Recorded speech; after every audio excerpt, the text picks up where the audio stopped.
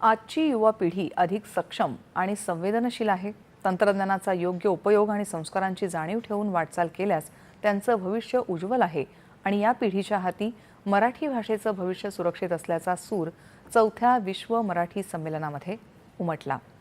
मराठी भाषेतील युवा वर्गाचा सहभाग या विषयावरच्या आजच्या परिसंवादात विधान परिषदेच्या उपसभापती डॉक्टर नीलम गोऱ्हे आणि अतिरिक्त पोलीस महासंचालक विश्वास नांगरे पाटील सहभागी झाले होते। नवीन पिढीच्या तोंडी मराठी भाषा नवरूप घेऊन येत आहे। आजची तरुण पिढी जे लेखन करते ते आजच्या पिढीचं प्रतिनिधित्व असल्याचं नीलम गोऱ्हे म्हणाल्या।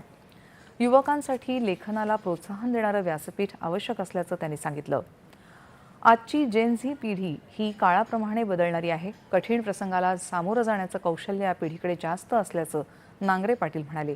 आपल्या देशातील पिढी संस्कारित असल्यानं त्यांना मागच्या पिढीच्या कष्टांची जाणीव आहे, त्यामुळे विचारांशी ही पिढी ठाम असल्याचं मत त्यांनी व्यक्त केलं।